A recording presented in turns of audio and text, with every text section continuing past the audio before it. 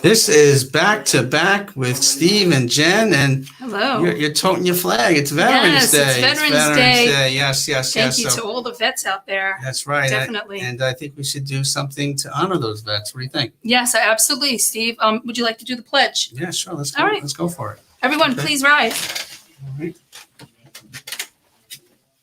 Here's a little stuck here. Okay.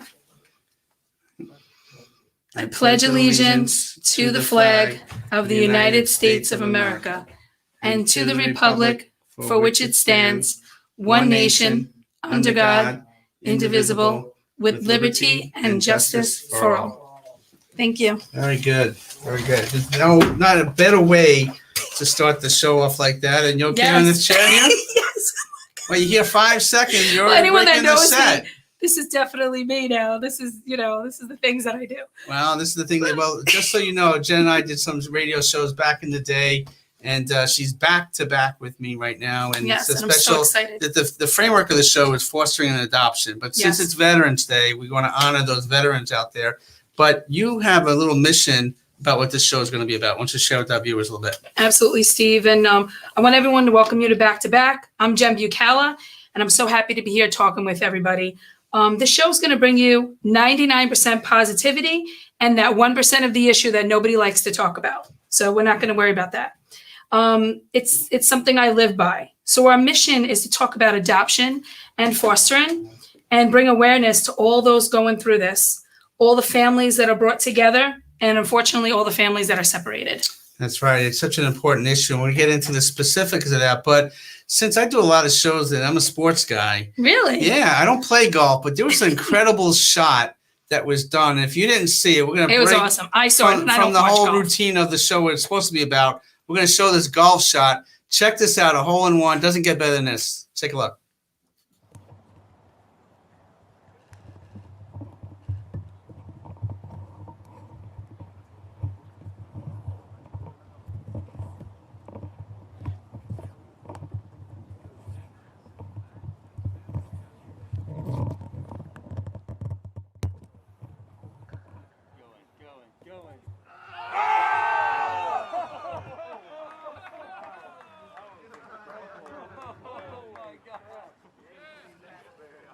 It was Well, a practice round. It was his birthday. It was his birthday. He skimmed off the water 2 times. It's like throwing a pebble, skimming off the there, but with a golf ball and went a hole in one.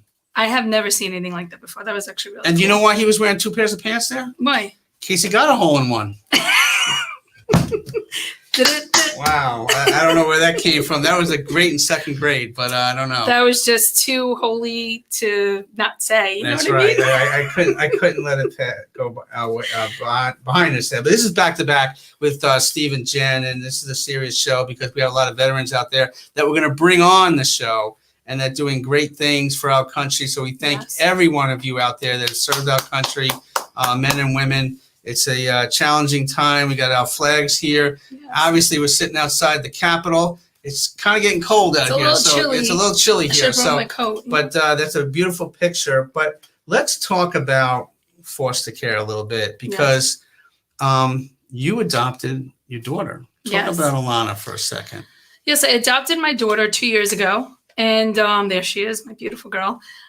She was 7 years old, and she was in the foster system for a while. She's brought my husband and I so much happiness, and she just is amazing. Like I never thought after being a cancer survivor, and also for trying to have children for 15 years that this would ever happen to us, this miracle of life. And she's just the most amazing person that my husband and I have ever met. And she just brings so much joy to my whole family. We spoil her to death. She loves it too. So she's just unbelievable. And it really, adoption has touched not only my heart, my family's heart, and everyone who Alana talks to. They all just, it's amazing. This girl has so much light in her that she just shares with the world. And she's beautiful. You brought her to the Thank set you. a couple of weeks ago. She was on Ashley Bloom's show, Yes. Teen Talk. And Ashley, my girl. And Hey, then, Ashley. and then she, and it's her birthday tomorrow. Ashley's Yes. birthday. Ashley, it's her sweet 16. Oh, okay. So So we're going to expect say some happy more birthday to candy. Ashley. Yes. And she's got some other famous people out there. I know Leonardo DiCaprio and Demi Moore. Yes. I can't believe it. Jonathan, does anyone know who Jonathan Withers is? I mean, I do. Jonathan But Winters, I the mean, comedian. I don't know if yes. Ashley knows who he No, is. but we're going to school her. Jonathan We'll get Winters is a comedian. But I'll ask Demi her. Moore, you know what Demi Moore started off with, right? No, not Ghost. Was General Hospital. General Hospital, Yes. my favorite. And I've Yes. actually met most of the cast of General Hospital. Jeannie Francis? I have not met Jeannie Francis, Oh. but I have met Anna Devane Okay. on the show, which Okay. what is her name again? I don't even Oh my know. We're gosh. getting sidetracked here. But Fiona, anyway, happy Fiona. birthday, Fiona. Yes. Happy birthday, Ashley. But Alana came on the set. She was with you. Ashley did a great job interviewing. I got the chance to meet Alana. Yes. And we bonded right away. You did. I mean, she just fell head over heels over you. She called you Uncle Steve, and That's right. she's so ecstatic, to meet you and to be part of this too. Because Right. without her, this is my journey. She's my life, and she's part of my journey that I went on to get her. So, a lot of us always have our past, and Alana has things that she went through in the past in the foster system. And Steve, if you want to tell everybody, you also were in the foster Yeah. system, correct? Yeah, I growing up, me and my younger brother Richie were in and out of foster homes, and that's a picture of one of the foster parents that we lived with, the Capobiancos. They both passed on. Great people. It's Mary and Bob, and those are my two daughters. So later in life, we stayed in touch with each other Oh, because nice. we called them Mom and Dad C at the time. They were from Long Island. Oh. And they were a stabilizing factor in my life because not always families will take on older children, teenagers. And so that was a great moment because we had been in and out. I lived in shelters. And from when your mom was sick, like my mom was, and my father wasn't there, you kind of relied on the system. And as this show develops, we'll talk about some of the pitfalls of the system. Yes. But that was a really great story. And we have another great story I want to share. We have a video of a family that adopted and fostered 3 teenage boys. Let's check it out.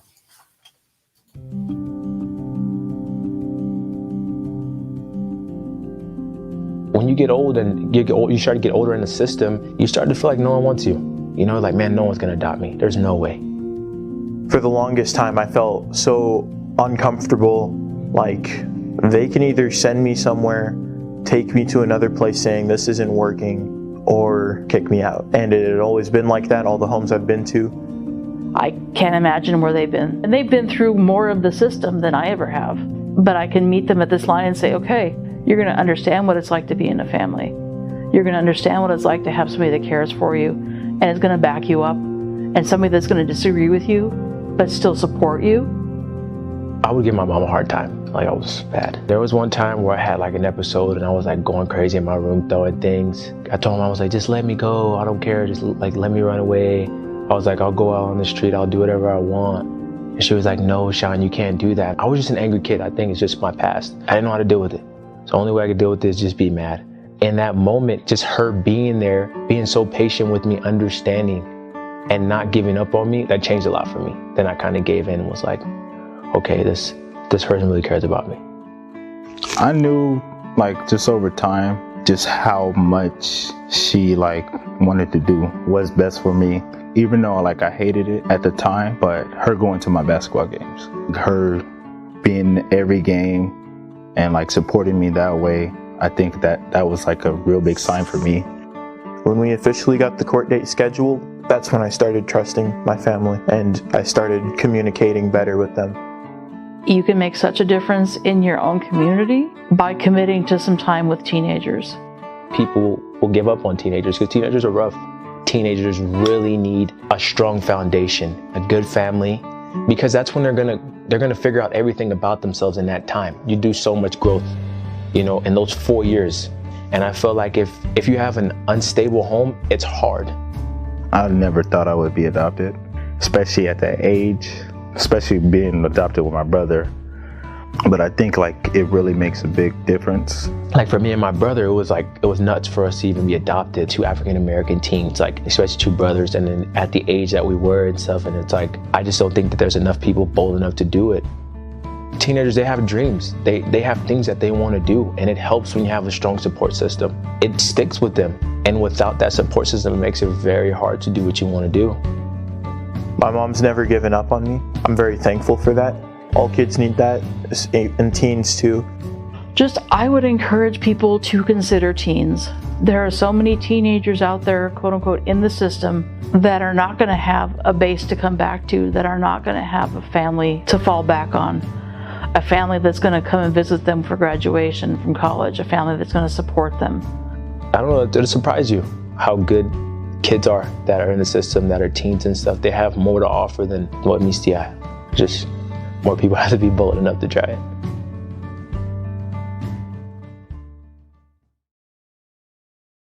That's such a touching tribute to one foster family out there. And there are many, many great foster families out there, and they are in great need. Every state is in great need of foster parents, right? Definitely. I actually just fostered 2 children 2 weeks ago, and it was an 11-year-old and a 4-year-old.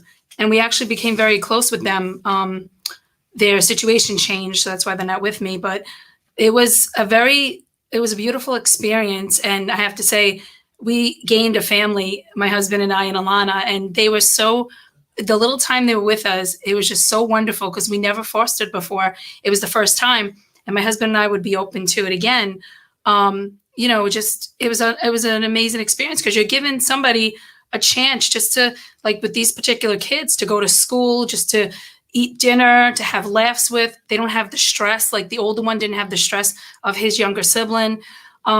Watching her and taking care of her, and they had food and they just had love, and that's all they want. They don't, right. That's it, no matter who they are. And, they just want to be reunited. They want to go home. That's their main thing. They want to go home, but that's not necessarily the home of where they came from. It could be your home if you foster, and they just want a family. Right. And, my situation when we were younger, and it was kind of back in the day-ish, there were times where my brother and I were separated.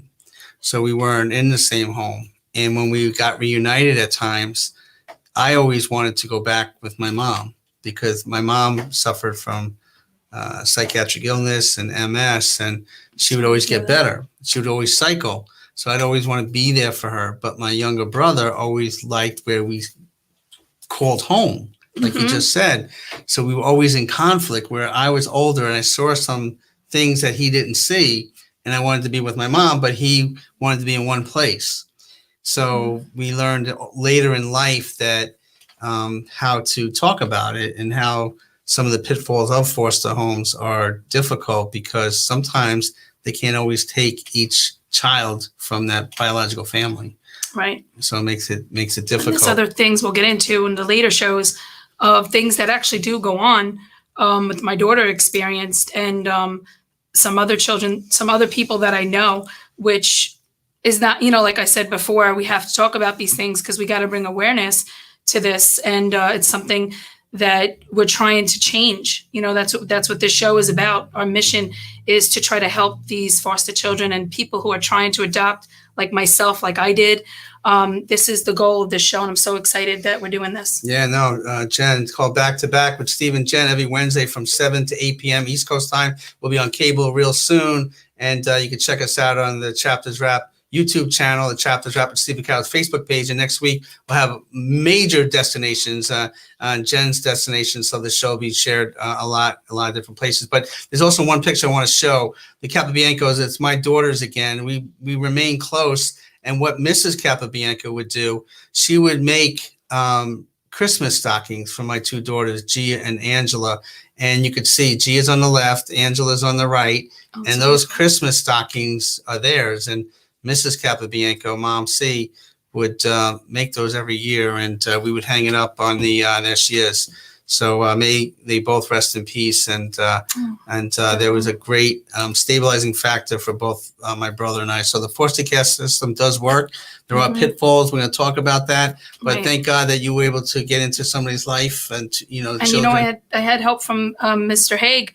He was Alana's guardian, and he's wonderful. And Gordana, I know you're watching. She helped Alana, and Pam, all these people, and Nancy, all these people that helped Alana during her journey to get where she is to us. And Mr. Haig, I owe him so much because he helped us and took care of Alana while we were going, 'cause she's from Florida, while we were going through the foster system with everything we needed to do. And it's people like that in your life that you'll never forget, and they just become your family, right? See, Oh, they yeah, just yeah. they just become your family. They do. And we're going to switch gears because this whole show is going to be focused in on adoption and fostering as the weeks unfold. But it is Veterans Day, and we have a couple of pop-up visitors here. I think we have Mike Dempsey and a family member.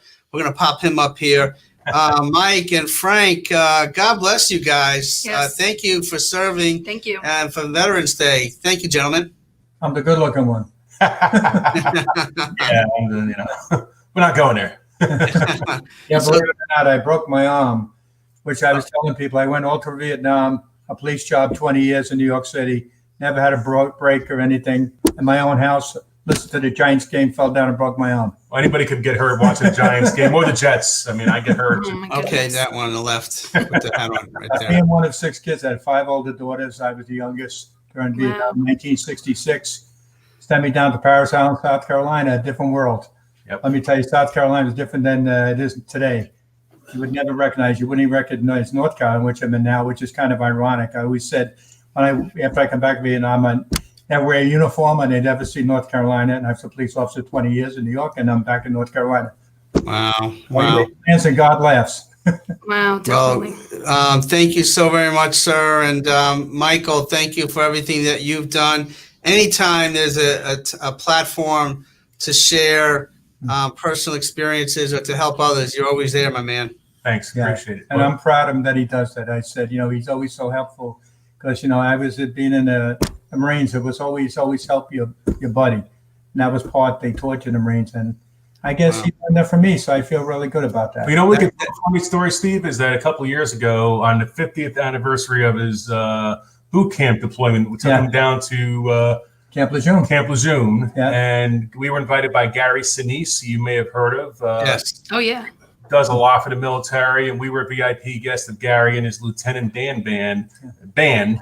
I love that show. That One of the movie. coolest things for him to return to, hadn't been on that base in 50 years, to go back there and be part of that. And you got to, I was enjoying Gary. You met I met a general, a 1-star general. I said, when I say I never met a general, highest I ever met was a colonel.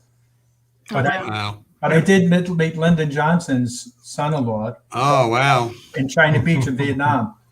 And I remember when he just had married one of the daughters, everybody was afraid to talk to him. And I'm like, I'm never going to see this guy again. And they said, the CIA's with me, they got guns. I said, we got guns too. He was the nicest guy I met. He was a big Met fan. And we talked about the Mets. Wow. Well, we'll have to change that a little bit because I'm a big Yankee fan. I know Mike's a big Yankee fan. So I'm neutral. and she's neutral. I always tell my son, he's so upset. I said, I had Mickey Mantle's rookie card, and I traded for 2 of them for Duke Snyder's. So, Oh my goodness, Michael. You guys got a new owner now, too. So him and Robbie got to hang out together. Yeah. But gentlemen, we have a whole show to do. But thank God Thank for you so much. both. Yes, and thank you so and much for your service. Celebrate Veterans Day and thank you for serving, sir. thank you. All right, God bless. God bless. Well, this is we're gonna pop in people along, but we have 4, not 1, not 2, not 3, but 4 amazing people. I think maybe 5 or 6, but we're gonna bring them all on at the same time. Yes. And we did a sound check before the show, so except for Sergeant Hernandez, but we're gonna bring them all on. I think her mic is muted, so we'll bring them all on. Let's check them out. So we have Jose J. Sanchez from the Air Force, right? And we have Sergeant Amy Hernandez. You there? I'm here. Okay. And we also have Stephen D. Ferrari, right? He's going to pop on, hopefully. And then we also have Nicole Christina Abate and Bruce. You're here. Welcome to the show. And thank you for serving, everyone. Thank you for serving. God bless your efforts Yes, in the definitely. Thank past you so and much. currently. So we want to thank you so very much. So, Amy, Sergeant Hernandez, what does Veterans Day mean for you? Veterans Day means to me, well, I have different emotions on everything because I've served now past 28 years. I wouldn't change it, that's for sure. If I had to do it all over again, regardless of who is commander in chief.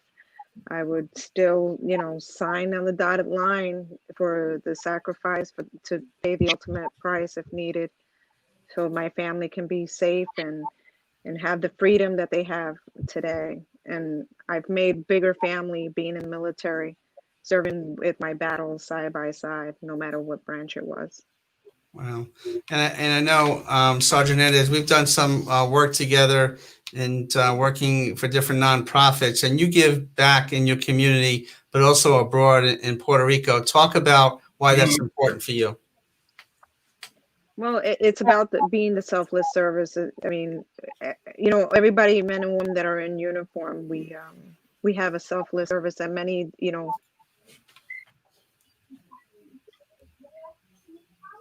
but it's always good to give back to those that are in need, that are unable to, to be able to find the resources. And as long as we have the ability to do so, and we can, we continue to do whatever it takes. I mean, you were with us. It's also a feeling that you get when you give back a little bit. It's a feeling doesn't really have any words to describe what you feel when you give something back to those that are in need. I mean, you were on ground with us and you saw it for yourself. Right. And you know what I love about you and your family, Sergeant Hernandez, is that you've dealt with some adversity like we all have during this pandemic, but personal adversity, but it doesn't stop you from giving back or serving for your country. Is it hard sometimes when you're dealing with personal challenges? Oh yeah, it is. But sometimes you got to let the negativity roll off your back and just keep pushing forward. I mean, all the way around us, we've had negativity for the past couple of years, but at the end of the day, you focus on the mission. It's about focusing on what's hand and what the mission is, and just get it completed and keep pushing forward. If you let the negativity, take over you, you can't look down that road. You're going to continue, going backwards. Right. That was very nicely said. Definitely. Yeah. Once you bring on Bruce and Nicole. Yes, thank you so much for that. By the way, that was beautiful. So Nicole and Bruce, I know Nicole for a while, and Bruce, nice to see you guys again. Why don't you guys talk about Nicole, your brother, and Bruce, your son, for us, and tell us his story.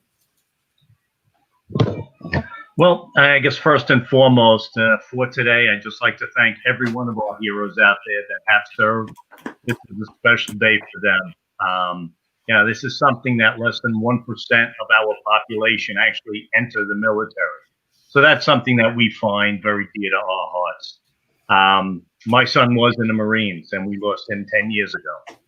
So since that time, my family has done many things to give back and to help out other families that have lost brothers, sisters, fathers, daughters in the military as well.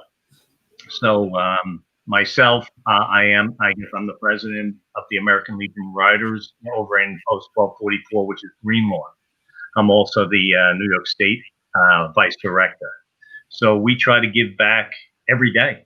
You guys are always giving back. I mean, this family does so much for their community and for others. They're amazing. Really over this last year, there's a lot of our older vets. They haven't been able to get out because of the virus. So we try to, whatever it is, whether it's make little repairs on their houses, whether it's to supply some food, some little things that they need, or just to spend a few minutes with them and to know that they're not forgotten, because that is, one of the hardest things for these people. We're dealing with people in their mid-90s, up to their mid-90s, that are still self-sufficient and able to, take care of themselves. But if they have no family, we kind of become their family. Right. And on the sad note of that, we also do the military funerals here. So that's on, it's just too many to comprehend. But we're the motorcycle guys. So Definitely. whatever we can do on those motorcycles, we're on the road 12 months a year. Snow and rain. Yeah, as long as there's no ice, we don't like the ice. But we do whatever we can. This upcoming month, we have we help and we deliver Thanksgiving meals. We Oh, deliver okay. turkeys, and yeah, that's interesting on a motorcycle, but we get it done. And That's it's a unbelievable. great organization. We do what we Wow. Thank So you so when it's snowing, isn't there a temptation of taking the car, or it's always the motorcycle? can. No, yeah, it has to be safe to ride. If Okay. it's not safe, we're not going to be on the motorcycles. But Are you whenever, sure? That's not what Nicole told me. No, I'm just kidding. all right, but it has to be safe. And Okay. that's one of the hard things today. Anyone that wants to help out, anyone that wants to join us, if you can ride a motorcycle, if you're a veteran, if you're a family of a veteran, or if you just want to volunteer your time, we could use you. There's so much out there to do, and we need the help. That's Wow. great. So, Bruce, this is a tough question, but when you found out the news that your son passed away, how did you handle that as a family, but as a father? There is no way to handle that. You're not supposed to bury one of your kids. So it's the toughest thing in my life. I used to be a police officer, and shortly after, it was the day I retired. So I at this point, my life is taking care of veterans and their families. So you go through a complete change. It's nothing I will ever forget. The knock at the door.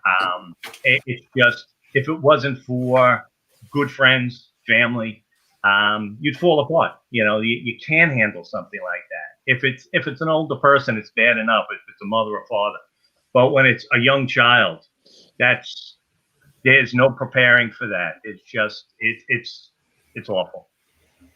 Well, thank God there are people like yourself and your family that could, deal with that adversity and that heartbreak and heartache, but also turn it around to help others, because there's such a need out there. I mean, obviously, this country and the world is divided in a lot of ways, and we need people like yourself to unify people, to bring people together, to share that love and that personal experience that you've gone through. I just love you guys. I mean, you're so special to me. And, Bruce, thank you for your service as well, for keeping us safe. And just you guys always bring joy to others, sort of like us, which is wonderful. That's the kind of people we want in the world, somebody who we take our experiences and we make other people happy. And that's what's really important. And you guys have been such a great family to myself and my family too. So thank you so much. I appreciate it. Thanks for being on the show too. Thank you. And we're going to move up. This is like Hollywood Squares here. So we're going to move up to Jose Sanchez, who's been in the Air Force. And sir, you're taking all this in. What are your thoughts so far? First of all, thank you for serving. God bless all your efforts. You've done remarkable work. Why don't you share a little bit about yourself? Well, thank you for that. Thank you for the invitation. And, listening to the stories is a little, actually a little emotional for me, because, veterans are unique. And as Bruce was saying, such a small percentage of the population serves. And the bond that is developed amongst veterans and their family members is amazing. Part of my service, my first 2 years of service, was with the Air Force Honor Guard out of DC. And a lot of times people refer to them as a Presidential Honor Guard. But we're the ones that do all the ceremonies in DC, including the ceremonies at the Tomb of the Unknown Soldier or Arlington Cemetery, burying our fallen heroes. And so as I was hearing the stories, it was kind of a tear-jerking moment there, because we have a slogan for the Air Force. We say, to honor with dignity. And we train and train and train. I mean, we go through months of training to make sure that every movement we do is precise, because this is the last honor we're rendering for our fallen. And so as Bruce was mentioning that about his son, I could just imagine, because those of us who are burying them, doing those ceremonies, we can't show emotion. We can't move. We have to be perfectly still the whole time. I mean, a lot of times we get stung by bees. That's Arlington Cemetery right there. As we're in formation, and the hardest ceremony I ever had to do, and I'll just mention this, there was one of our brothers who had passed away, and he didn't have any family that could come to the service, and it was just us. It was just the honor guard team, and I was new, and I was the one designated to stay there watching over his until they lowered his casket and rendered that final salute. But that service and honor our brothers and sisters who serve, man, it is incredible. And Veterans Day, so when you asked that earlier, that's for those of us who serve. This is very, very important to us because of the people who we've served with, and the stuff that that they've gone through. I was young. I was 23 when Saddam attacked Kuwait, and I always felt that I had to serve my country, and it was time. I went to it. Never dreamt. Here's the best decision I ever made in my life, and every veteran I think will tell you that. The stuff you go through and the relationships you build, just nothing can replace that. Yeah, there's a lot of suffering, man. There's a lot of that. You miss a lot of birthdays and Christmas being overseas, but you wouldn't replace it for anything. The bond you have, and what's crazy? I was in the Air Force, but we would be somewhere, and we would run into Marines and sailors and soldiers, and this kinship would be there. If anything ever happened, I mean, there was times we saw sometimes Marines, we could tell they were Marines and they were in trouble. Man, those Air Force guys would go there and back them up real quick, man. You didn't mess with the vet. It's just, there's a bond there. So yeah, it's a beautiful community, it's a beautiful family to be a part of. And you had some, sir, unique experiences around the presidents or different things. So we have some pictures of you around the presidential party there. Yeah, so that's First Lady Hillary Clinton, and we were just coming back from a trip in China. I think this was September of '95, and so I was part of an anti-hijack security team. So anytime you see one of those planes that says United States of America, there's always two people standing at the bottom of the steps.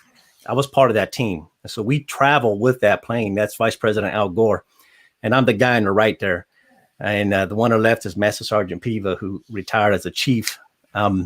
But yeah, we traveled everywhere. We made sure we controlled total access. So the plane is considered to be like the White House in the air. And so we control total access. That's the Secretary of Defense.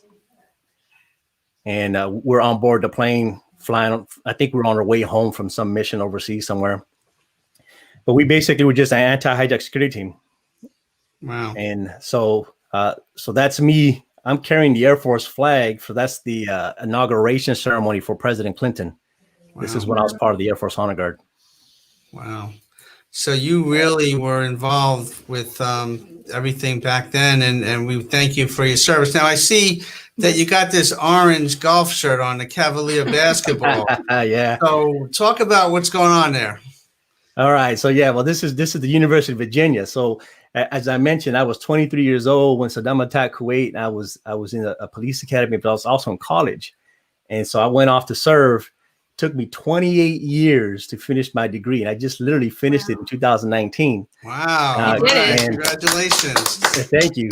And I happened to finish it with the University of Virginia, which was an awesome thing. But yeah, so now I'm a Wahoo. That's our names, Wahoos or Who's, and loving it. Yeah, so that's why I got the orange here. That's why you see the banners in the back. That's right, and that's why I have that banner back there because we won the basketball championship in 2019. So there you go. And you're a little filmmaker now. So you sent over a video that you put together. Explain this before we show it. Yeah. So as you know, COVID-19 has really did a number on society and just the public in general.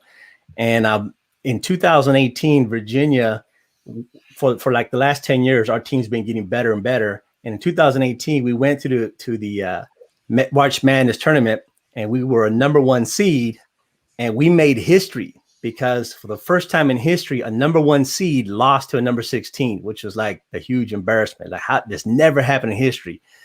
And then the following year, we came back and we actually won the championship in 2019. So that was like a highlight moment. And then what happened the next year, right when we're about to go into March Madness, which is basically this year, COVID stopped everything. And so, a lot of people are suffering from depression. And you know that because you work in psychology because they can't get out, can't be with family, can't be with friends and so forth.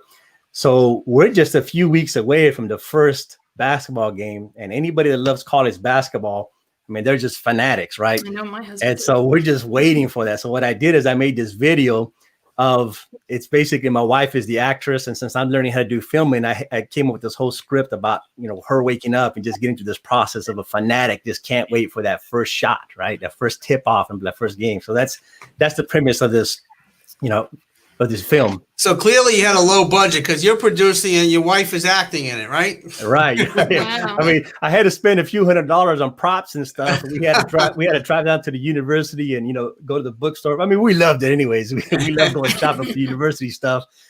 Well, we're going to show this video because every sports fan or fanatic can really relate to this. Let's check it out.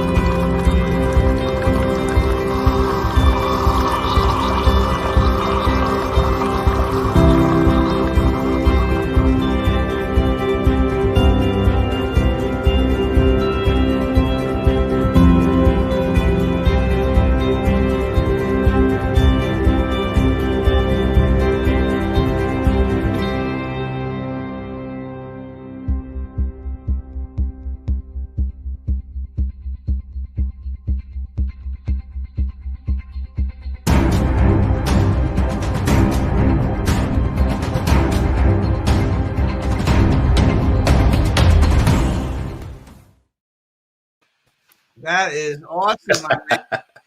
And I gotta ask you a question because I have a co-host and a friend of mine. His name is Ray Negron, and every time he does a promotional thing on a video, he takes a basketball shot, right? And it's always a swish. I don't know how he does it. It's always a swish.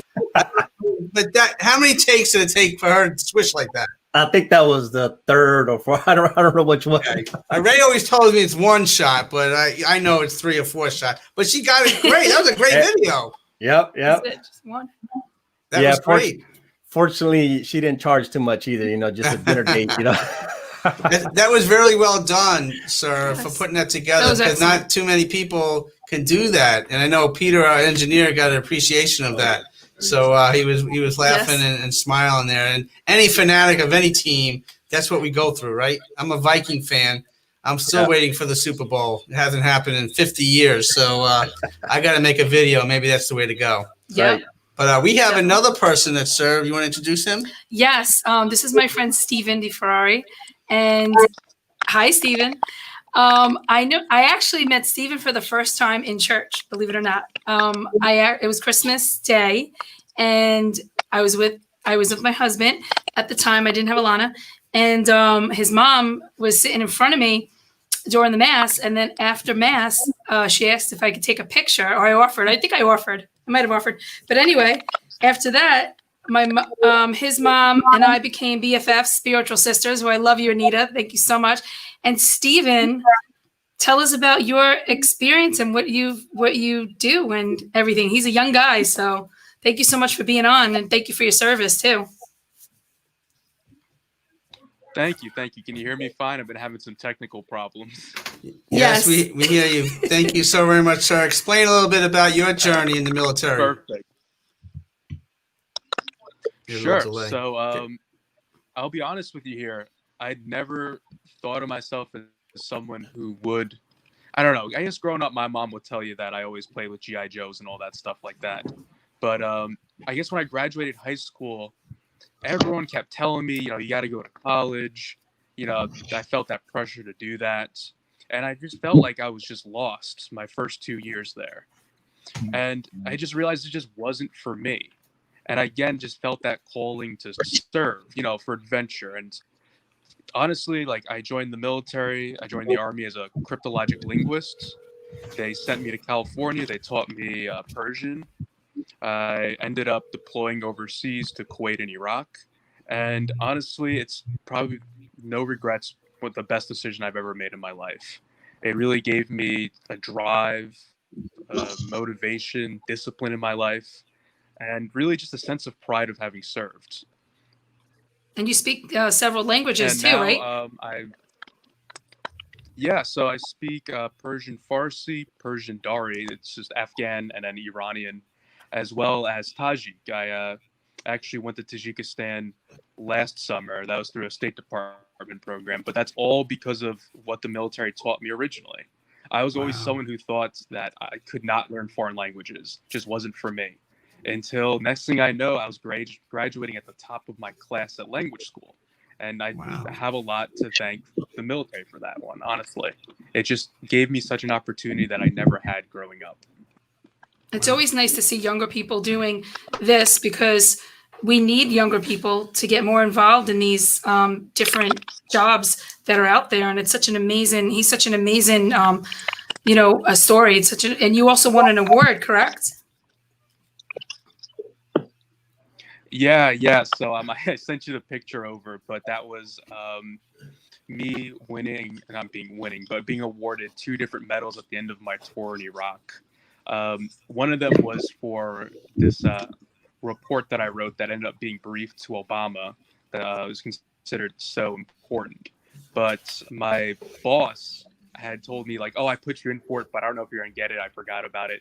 And then I ended up getting an award, and he's told me, he snickered. He's like, you really think I forgot about that? Of course I made sure you got that.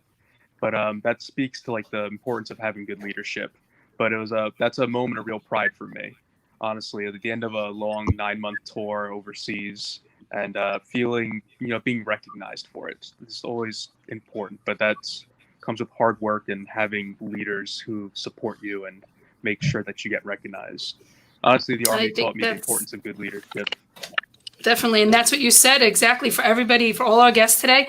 I think that's exactly what it is. It's about leadership. It's about support from the families, from you guys have made such a difference in this world. And it's just unbelievable. And I salute you. You're our heroes. You're everyone's heroes in my eyes. And, we just, with people like you, we want to be here. And I just thank everybody, all of our guests that were on the show. Also, I have a story to share, Steve. Sure.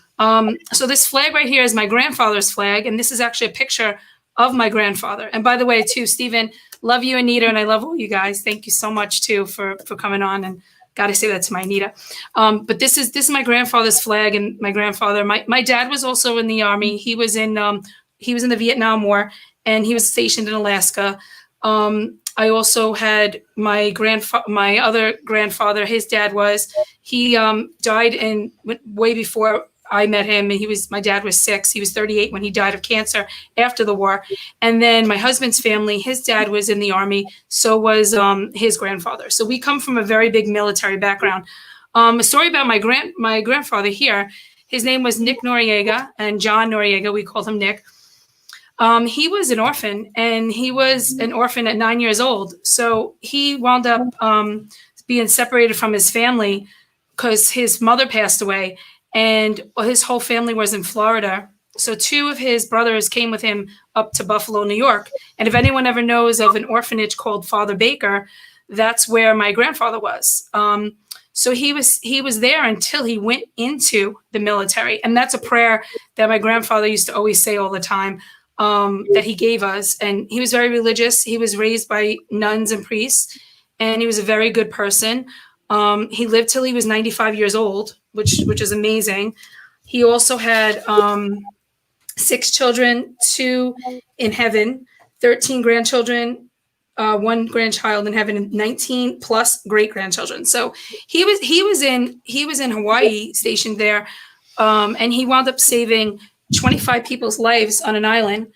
and he got the Purple Heart and was awarded that. And he also was such an inspiration to myself, to a lot of other people, and he lived till he was 95 years old. Wow. God So, bless. another fun fact is that while I was putting this picture in this frame, ironically, I found his discharge papers. I can't believe it. I did not know this was in there. I took a picture frame that I had, and this is his discharge papers. And he was discharged on September 19th, 1945, which is my sister's birthday, and the year my mom was born. So he had her pretty fast because she actually, he was discharged right before my mom was born, because my mom was born September 27th. So he had a baby right when he came home. Wow. So it's just And amazing. you just found that. I just found moments this before the show today. literally moments before the show, and this has all the record of everything. His fingerprint, where he was, the American Defense Service Medal. It's just, I'm looking at this. I was telling Steve, and I'm like, I can't believe this. So to my family out there, I can't believe I found this. This is unbelievable.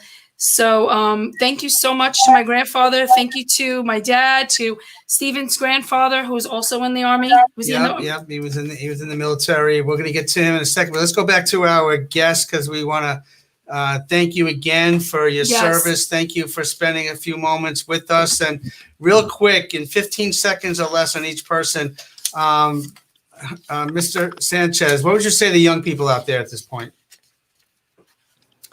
Well, if you have an opportunity to serve, the rewards are countless. Not only the training you get specialized from the military, but the support the military will give you, the VA will give you afterwards to even get further training. But the relationships you will build will be forever, for the entire life. And your discipline that you'll get from it it's invaluable. You can't measure it. So I would recommend anybody, especially someone like me who came where I didn't have no resources at all. And from no resources, I'm now at a real high rank within the government. So nothing but good things for me. Well, God bless you, sir. Yes, Mr. Ferrari, what advice would you give to young people out there? I mean, honestly, I would echo a lot of the same things. Like the opportunities that the military, like the doors it opens for you, really just can't say enough. If you're feeling like you don't know where you're going, you feel like college isn't for you, which is fine. Don't feel pressured into doing anything, but don't discount what the military can do for you. I mean, yeah, the discipline, the drive, the motivation, the path forward in life that I needed is what I got from the military. Well, God bless you, sir. And Bruce and Nicole, what advice would you give to our young people out there? Well, not only to the young people, to everyone out there, with what's been going on this year, forget about the parties, Democratic, Republican, Independent. We're all brothers and sisters, and we want to, and keep the faith. You know, we all want the right thing to happen. We all want to go forward and be free and live in this great country. So it's because of men and women, today's show, that have served is why we have our freedoms today. So we have to stop the fighting, stop all the crap that's going on out there, and just support each other. Well said. Nicole, anything to add? I would just say everyone just needs, it takes 2 seconds. I always teach my kids, if they see a veteran in a restaurant walk up, say thank you. Teach them young that the respect, all those people that fought, put their lives on the line for us. It takes 2 seconds, and that shake or high five, that will make their day. And I teach my kids, they're 2, 3, and 4, and they don't walk past any veteran without saying thank you and thank you for serving. And the pledge every morning. Those little things mean a lot growing up, and you got to enforce it young. I agree. God bless you. And Sergeant Hernandez. As I stated before, I did this 28 years ago, and I'll do it again if I had the opportunity to.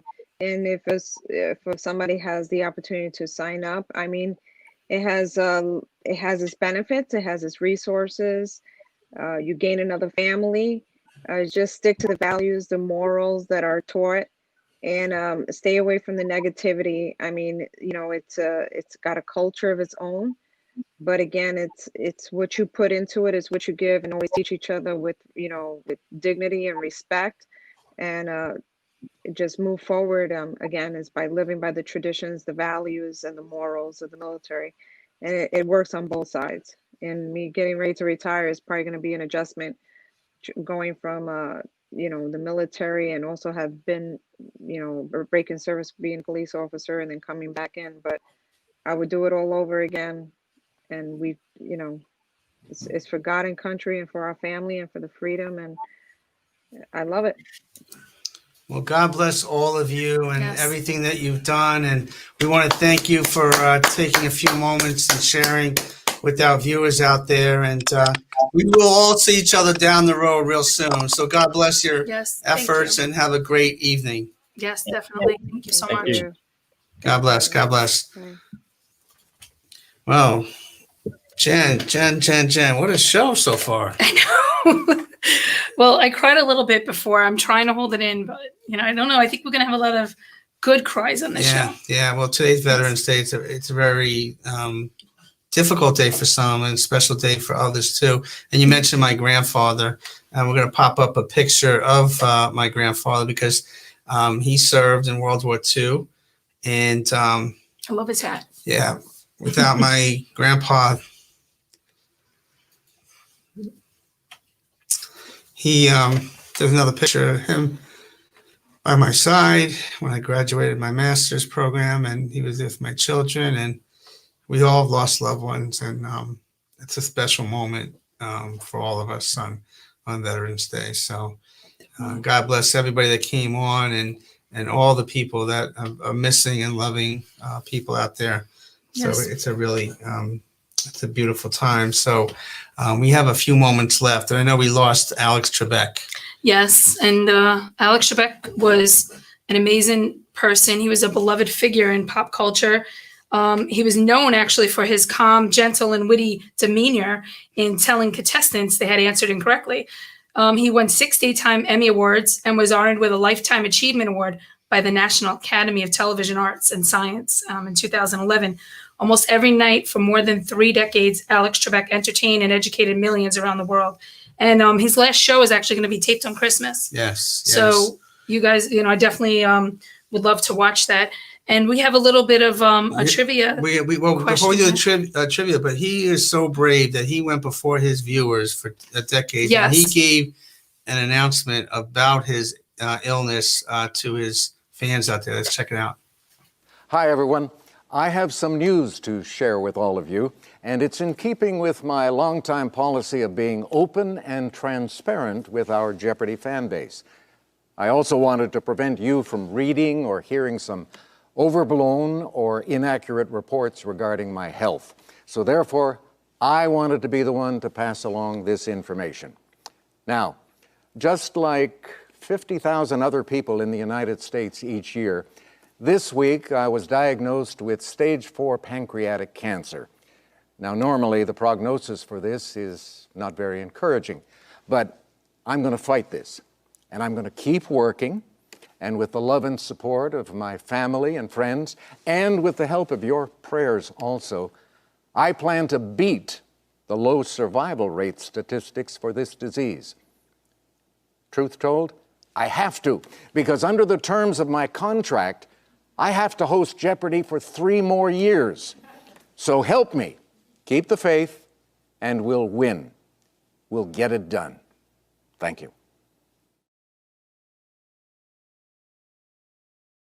Courageous words. He had a beautiful family. We're talking about family. It's all about family. And he lived his life. And, every time you come home from work, everybody would eat dinner and watch Jeopardy. And I would always think, like, could I answer this in the studio? I could never I would choke under the pressure. But even sitting around there, it's difficult. He was a great guy. No, he definitely was. And I can relate to him with the cancer part, being a cancer survivor. And he's so courageous, and he did that so tastefully, and, just amazing to his fans, and a wonderful person. Yeah. And we were going to miss him. So you do some DJing stuff. You do A little bit, entertainment. You ask questions. I never know the answers to those questions, but you have a little tribute to Alex Yes. Trebek, right? So a lot of people who watched my shows back in March when we had COVID, I did some Facebook shows. We had some fun. So we did a lot of trivia. and I have a little trivia question that popped up, and I'm going to give away a $25 gift card in honor of Alec Trebek. Wow, So okay. I will mail it to you.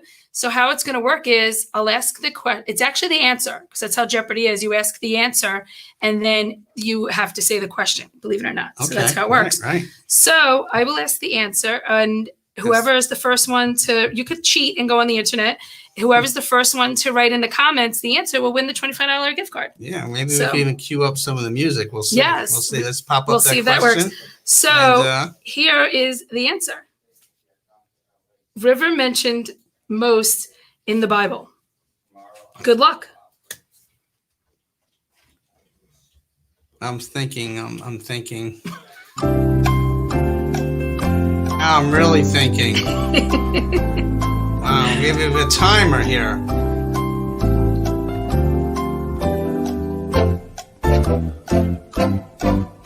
So let's see. Did anyone pop up with the question? Not yet.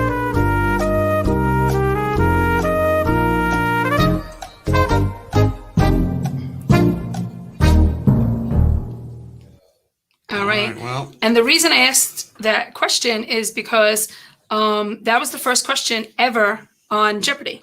yeah. Oh, okay. So all right. that's the reason we said it. So I can give you the answer, but we didn't have anyone say it yet. So what do you think? Well, a Should we couple give- of people said some wrong answers here, but what we can do is, if you remember the question, you could chime in on the Chapters Rapper Stevie Cow's Facebook page right after the show. If you answer that, Yes. $25 gift certificate, and we'll get it right to you. Jen will get it right to you. 'Cause Yes. I left my wallet at home, believe it or not. So she has it. She has Yes. it. But this has been an amazing show, and Definitely. we're so thankful for all our viewers. It's our new show here, and I'm so back to back excited. with Steve and Jen. And Jen is an amazing person. She's overcome Steve. a lot. And we're so thankful for the people behind the scenes at NYPBG Studios. We Yes, got thank you so Joe much. and Charlie and Peter, and we're located in Long Island. And we hope you enjoyed the show. It was a tribute to Veterans Day, but also it was an eye-opener to the foster care system and Yes. the adoption. So we're going to be talking more about that in the weeks to come. And So I want to thank everybody, all my family and friends who watch, especially my husband and Alana. I give you a shout out, my mom, everybody out there, Steve's family, my grandparents, and all the vets out there who served us and served for us. Thank you so much. Also, just don't forget, guys, miracles do happen. That's right. And we have a couple of pictures that want to pop up there. I know we're running out of time. Ken Fagan down there, those two pictures. This gentleman was a Vietnam vet. Oh my God, this guy was a saint. And that's his grandson, Tristan. He served. He lost his life to COVID a few weeks ago. Great Oh, friends. sorry. I lived in Florida, and it's another person I dearly miss. So God bless the Fagan family. If you're watching, we will be in Florida soon. We will get together, and he did everything with his grandson, Tristan, and wonderful, wonderful man. And we want to end our show with the gentleman that Bruce's son. Yes, Michael. Yes, definitely. And thank you guys so much for everything. I appreciate it. Join us next week, 7:00. We'll be talking some more topics. And Yep. thank you very much. And just don't forget, miracles do happen. All right. We're living proof. Yep, back to back. Appreciate with Steve it. and Jen. God bless. God bless you.